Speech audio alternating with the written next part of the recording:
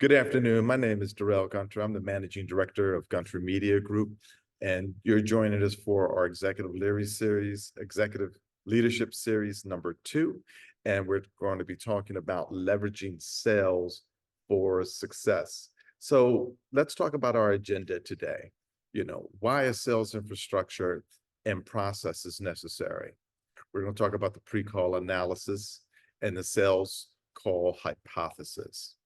We're going to talk about the importance of an agenda and how to build rapport, customer information, the important thing about getting and giving, product information, getting and giving. And we're going to talk about the commitment and next steps. And then we'll have a recap at the end. I want to stress that it's so important that the customer is engaged early on in the call, and you'll find that this agenda will allow you to truly develop it. Too often times we have salespeople who want to go in and they want to show their PowerPoint without asking the customer any questions. So we're going to show you the best practices that I have developed over a lifetime of sales experience. So when we think about building a sales organization, whether it's one person, two person, 100 people, you need to think about all of the various different aspects that you need to provide to the sales team. First, we need to start off with what is the sales infrastructure? You want to have a development of the sales strategy. You want to make sure that you're providing your team with the proper information, proper tools. You want to make sure that you're capturing this information in a CRM, a customer relations management system. HubSpot is a very good one. You want to make sure that you have outlined what is your sales process. How will you bring your product to the marketplace, and how will the salespeople convey that message to your potential customers? When you look at sales management, oftentimes you might have a CEO of a startup, and he hires a person who is not experienced, but they don't know what or how to train them in the consultative sales process. And this is where, if you do hire a lead person, that say you envision that you're going to start off with one person, but you're going to build it to 10 or 50 or 100 people, you always want to start off with the lead person, because you want that person to really develop your sales process, work with you and develop your sales process, because you want to make sure that all of your customers are being treated in the same manner. You want to make sure that they're getting the same information. So you need to think about who's going to be your lead salesperson, your sales manager eventually that you're going to have, and what type of information are you going to provide them? What type of sales culture are you trying to build? Then it comes to the recruiting and hiring. And recruiting and hiring is very, very tough. And I say it's very, very tough because a lot of times, you look at someone's resume and it looks great, but the question is, are they consultative? Are they in the business to really help your customers to achieve their goals? Can they really understand the customer's needs and convey how your product, good, or service are going to meet those needs? Very important. So recruiting, hiring, it's very important. Even if you get referrals, you want to make sure that you're reviewing their credentials to make sure that they have the requisite skill sets that you need to have a successful sales organization. Then it comes to the training and the coaching. And I cannot stress this enough, that it is so important that you train and coach your team. You want to make sure that you're providing them training on 3 aspects. The first aspect is the administrative aspect. If a customer decides to buy, how do you invoice them? What are your billing policies? Who is going to facilitate that? Then the next area, of course, is on the systems and processes that they'll have to use to input that information into the administration side. But then, of course, there is the issue around the product. This is where you need to make sure that anybody who is in your organization, even if they're not a salesperson, everyone needs to understand our product, good, or service that we provide? What is our value proposition? And what are the speaking points that we want to stress? We want to make sure that everyone is reading from the same hymn book. So no matter who the customer talks to, they're getting the same message.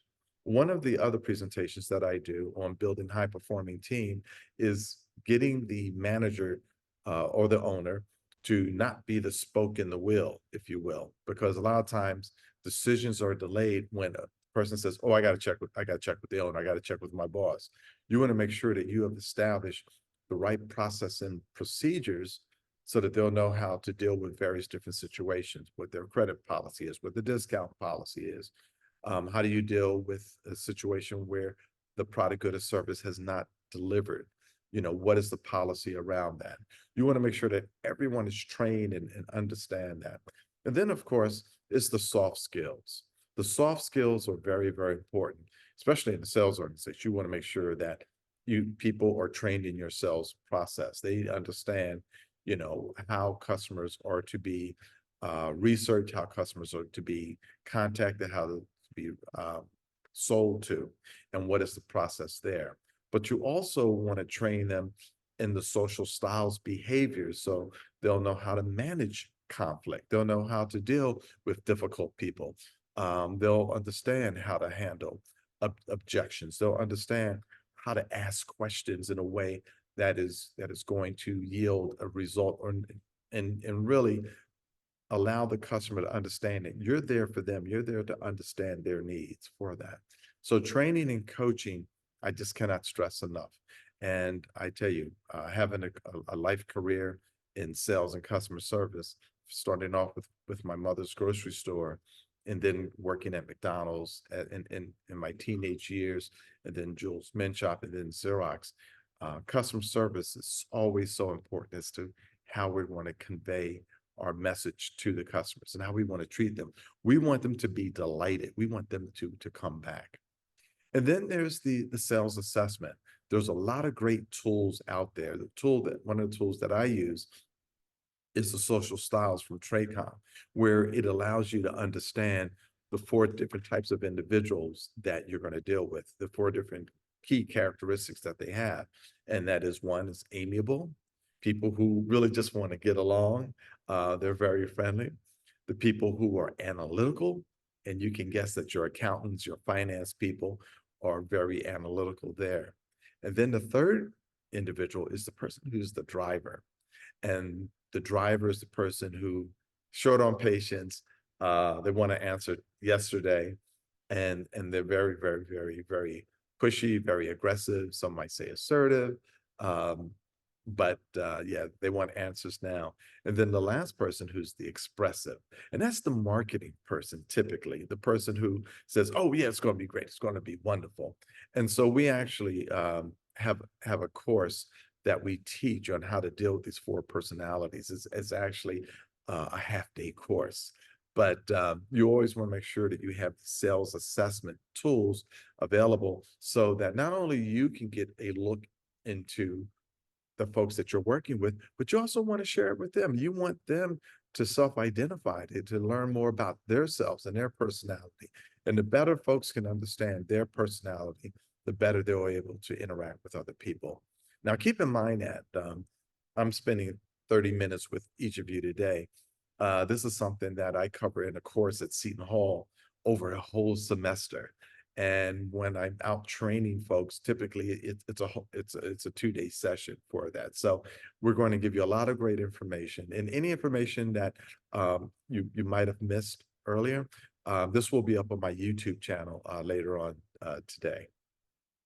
If you have any questions, put them in the chat, and I'll answer them as soon as I can. So this is a sales process that me and my colleague John Hoffman, unfortunately, who has passed away. John and I have been working together we're working together since 1993. I hired John to train my sales team at Dow Jones. And then afterwards, when I left Dow Jones to go to Elsevier, John also helped me there, as well as at American Institute of Physics. So this sales process, which has really, I've developed this on the foundation of my Xerox training, as well as the training that I got from a gentleman named Gene Wallace from Jules Men Shop, who really taught me how to sell retail clothes. And it's interesting because my freshman year in college, after my freshman year at Seton Hall, I worked at Jules Men Shop, and I became their number one salesperson that summer. Even though, I was just there for the summer, I was out selling the other folks. And that's because of the tutelage that I had from my mother as well as from Gene Wallace. Now, but let's look at the sales process. It starts off with pre-call planning. You see that at the bottom. That's at the bottom of this pyramid here, or this triangle. And this is where we want to understand what are our objectives for the person that we want to present to. What are their needs? What are their interests? What is our value proposition to them? What are the vulnerabilities of our product, good, or service that we need to be mindful of? What is our competitive position in the marketplace? Have we identified any internal support that we're going to need to make this sale happen? Then, of course, when we look to the other side, to the right here, you always want to make sure you have an agenda, and that's where you have a nice opening, and we've got to have a questioning strategy. We want to plan this out. We want to have a pricing review so we understand, okay, so what type of size of deal are we talking about? And we want to anticipate objections. And this is where we have a pre-call planner, which we're going to show you in a little bit. So as you see here, as we move up, you see these four boxes that build on each other. You see four boxes. One is rapport, and that's where we're getting information to establish rapport with our client. And then there's information about them. And we're going to talk about the sales hypothesis in a little bit. What is a sales hypothesis? A sales hypothesis is that based upon your pre-call analysis, you believe that your product, good, or service is going to meet this particular need of this prospect. But in the information box, this is where we're probing, we're asking questions, we're listening, and we're either confirming our sales hypothesis, or we're building on it, or we're correcting it. The third box is the product. This now, after this is now when we're going to talk about our product.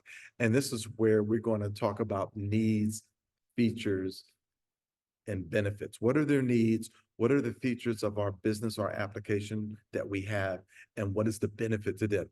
Always, what is the benefit to them? If you can't have a benefit to them, then you're trying to sell them something that they don't need. And we don't want to do that. And then last but not least is commitment. What is the next step? How are we going to move this forward?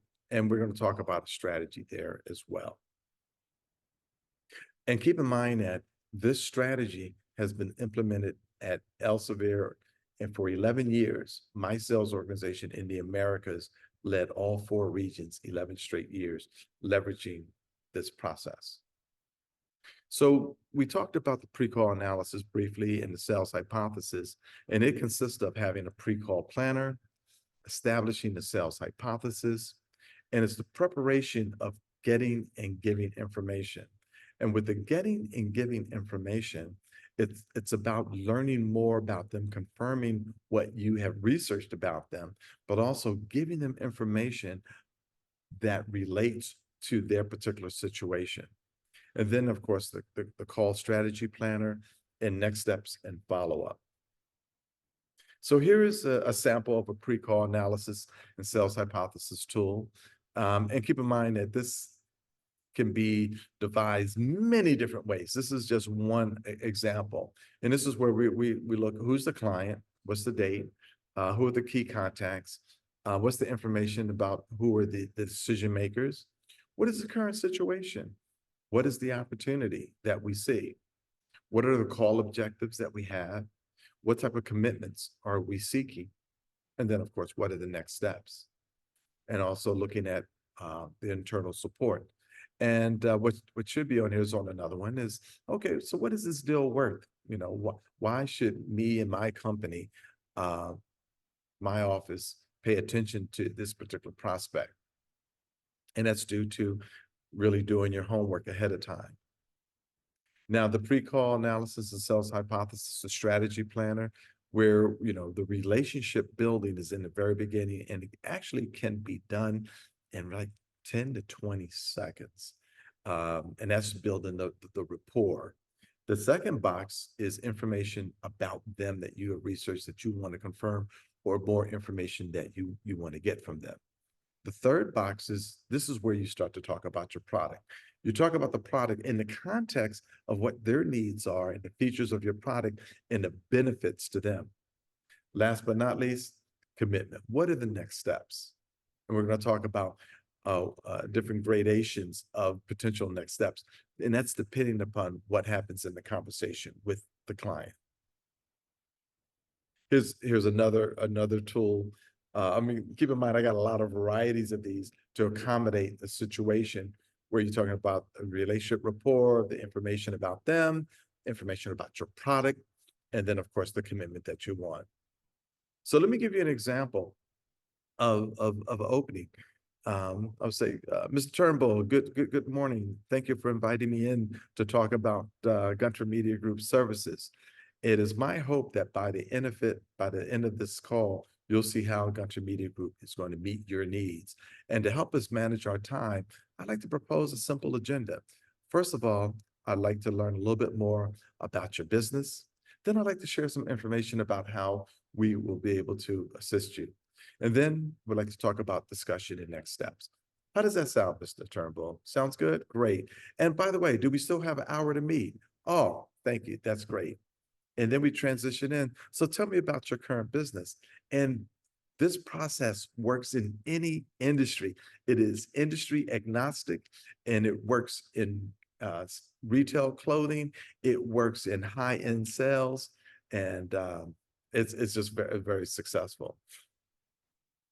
So then, of course, the pre-call analysis and sales hypothesis, a lot of times salespeople, they get so excited about the call, but they forget to do the next steps in the follow-up.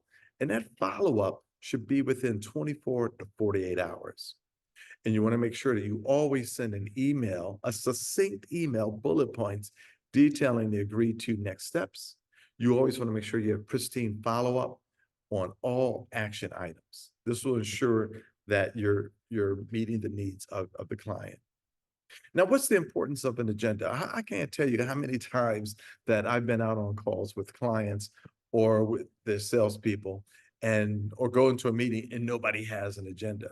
Well, when I was the chief commercial officer at American Institute of Physics, I noticed that in the early days there that nobody had an agenda. They would establish a meeting. And so I created a policy. If there's no agenda, there's no meeting. Because what does this do? An agenda gives you the focus of the meeting, the key topics that you want to discuss. Also, you get an agreement with your client or your prospect in regards to why you're there. And you always want to keep it time focused. And really, most meetings should be handled within 30 minutes if it's managed properly. Now, unless it's one of those urgent items that have to be discussed that needs a lot of detail. Well, that's a different situation. Tyrone Haywood. Join the meeting. So now we talk about, building rapport. Now, building rapport is just so important. And some people say, well, how can you build rapport when you only have 30 minutes for a meeting? And basically, so when I go into a particular situation, I've already thought about, and I want to be very authentic about this in regards to building rapport with them. And I would say, Mr. Torres, it's such a pleasure to meet you today. Hey, I understand that you just went through the Are You Flourishing program at Rutgers University. How was that? And then, of course, Mr. Torres, he's going to be excited. He's going to tell you about the program. And then you could share your experience about how you might have had a relative or someone who has re-entered into society, and how the program provided by Are You Flourishing has helped you to start your business. Just like that, you've established rapport.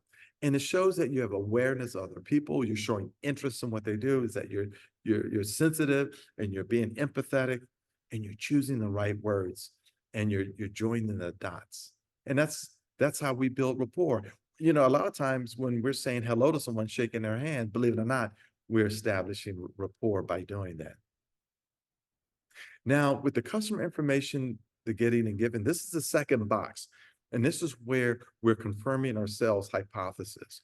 And so in the getting information, we're going to ask them high level questions to confirm or expand your sales hypothesis. And we're going to ask them new questions to gain a deeper understanding of their business and needs. Keep in mind that during this conversation, if the customer or the prospect says something, you just don't want to get to your next question. You want to build on that. You want to let them know that you're listening. And this is where we're going to be uh, paraphrasing to make sure that they understand that we understand what they were saying. And then, of course, we want to ask them confirming questions about their needs. Now, keep in mind that also during this time, when they're giving us information, we want to give them information about your company or products that supports their goals, right? There might be some information about your customers or your clients that supports their needs. So you're reinforcing the value proposition. Also, any additional information that will provide context to the situation, you want to make sure that you give them that information. Now, you notice that we really haven't talked about our product, good, or service yet, but that's what we're going to do next, because in the product information, the getting and giving, it's starting off is, Mr. Customer, I understand that you have this particular need for a tractor trailer that can carry so much weight. And said, and he goes, yeah, that's right. Well, let me tell you about it. Our Tonka truck is able to deliver X amount of pounds of weight that meets your need. And the benefit to you is that we have quality service, we have a quality product. You won't have to replace this for another 10 years. So again, it's stating the need and then matching the feature of your product or the service to that need, and then telling them the benefit to them, because this will give them the arguments, the clear debate points that they can take to their boss, their manager, or whoever to say, this is why we need to do this.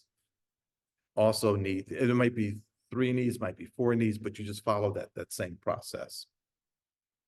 Now, in the commitment next steps, this again, we need to stage your commitment based on the discussion and the comments from the prospect. And this is where, listening is so important, because if the customer said, oh, with your Tonka truck, I'm curious, how long will it take for delivery? That is an opening to say, how soon do you need delivery? And that's what we call alternative fuels. And this is where they will give you the end to say that, oh, there is a need for this Tonka truck that we have. And then you can start to, don't wait, but go for the close now, because they've already opened the door for that. So you always want to, based upon the situation, if it's appropriate, to close for the sale. However, if they have said during the meeting that they need to get a bigger group together, then there's no sense asking for the sale, because I've already told you that they need to get a bigger group together, and or they want to do a trial. And if as I said, if they're ready to close because they've actually have given you the information that you need for that, do that. But if it's for a trial, if they want to try your product out, and you do trials depending upon the product or the service, you want to discuss the trial success criteria. Now, a lot of times people will ask me, what is a trial success criteria? A trial success criteria is where you ask the customer, what are the things that your product or the service needs to do in order for them to move forward? So they're going to give you 2 or 3 or 4 things that it needs to do. And you should be aware that your product or service can do that. Now, if your product or service can do 3 out of the 4, you're still in good shape, but you need to make sure that you manage that concern directly. Now, if they said that they want to have a next meeting, this is where you want to discuss get their perspective of, okay, a next meeting is great. What would you like to achieve at the next meeting? Who's going to be an attending, and what will be the agenda, so that everyone's clear and clear about what the next steps are. And then, of course, with your follow-up note, you want to put that into the follow-up note, so there's no question about what the next steps are for that.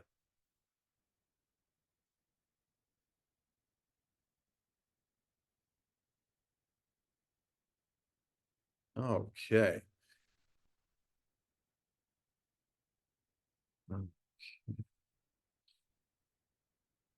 So when we look at oh,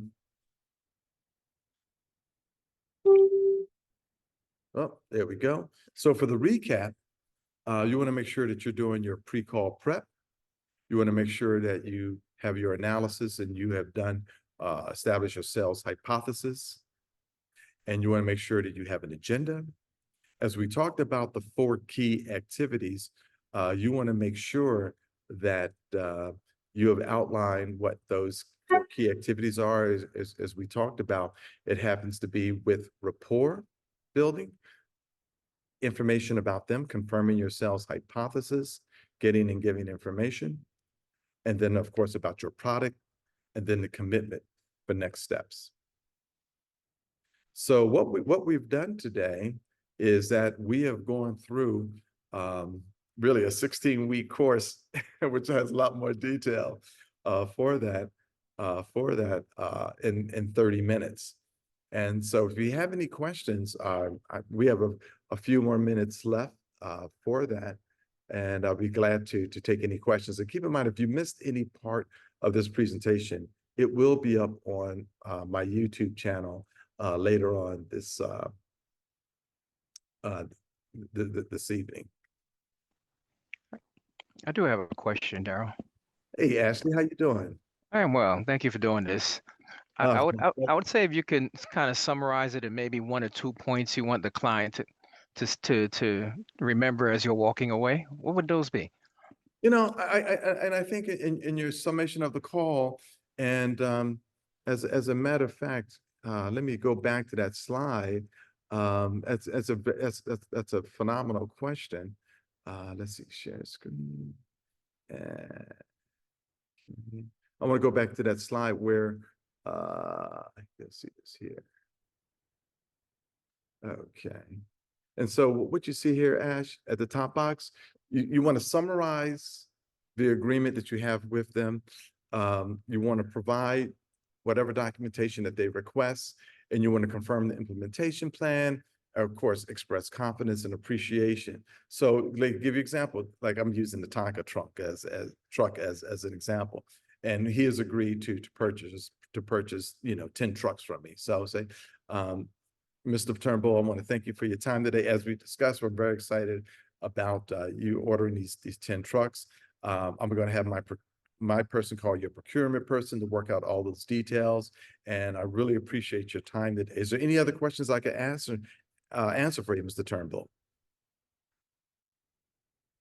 So, and that's where, you express appreciation, you confirm the next steps with them. And of course, you follow that up in writing.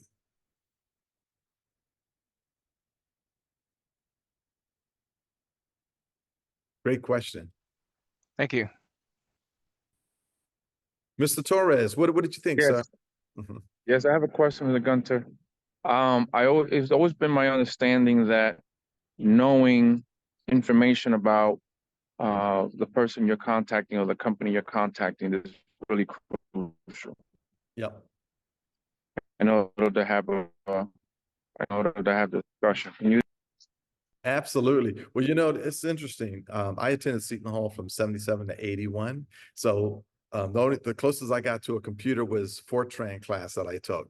And I tell my students, in this device, you got the world of information in your hands.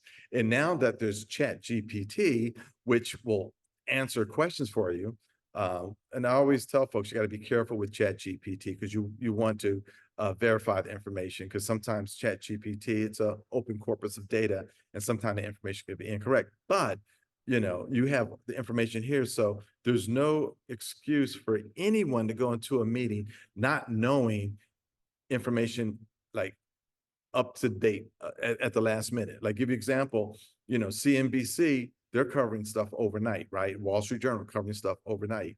You plug your clients or your prospect's name in there, and you should have all the latest and greatest information. There's another presentation that I do called Demonstrating Expertise. And I've done that presentation at the SAMA Strategic Account Management Association meeting in Berlin back in 2014. And I did it again in 2018, but I do it part of my regular class at Seton Hall because there's so much information out there. But what you want to do is to build a reservoir of information. So I mean, because you're not going to learn it all overnight, but if you do a little bit every day, you're able to build up that information about the industry. I'll give you an example. The scholarly publishing industry is in addition to the professional information industry, is my area, what I try to say, my expertise, you know. And my dear friend, Neil Posner, he's on, and we were just having a discussion about a Wall Street Journal article that he forwarded over to me yesterday about, you know, someone, you know, a publisher in the industry.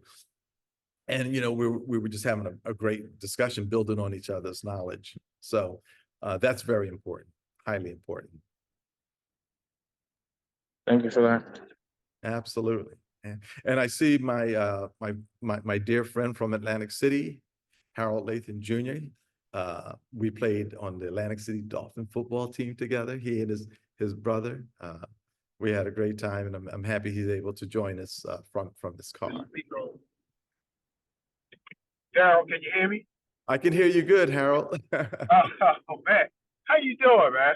I'm doing great. I'm doing better now that I've spoken to you. Oh yeah. Been following you, man. Good job, doing good things. I'm gonna reach out to you later on because there may be something Absolutely. that you're knowledgeable of that you can help me with. Absolutely. Okay, I love what you're doing down there. I believe you're down there in Texas. Yeah. I see the businesses that you're promoting down there. Great job. Great job. Right. Stay back to you, man. But yeah, I'll reach out to you. I'll DM you. We'll exchange numbers and I'll Will see do. what I can do something, or you can do, help me do something with the business.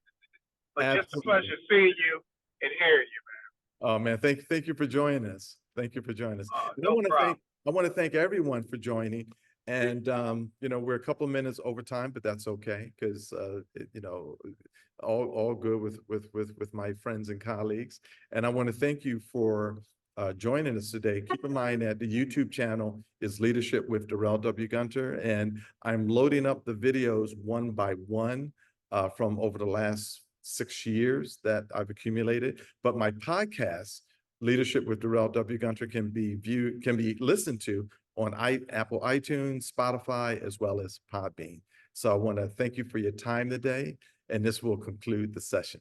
Have a great day. Remember, leadership begins with you.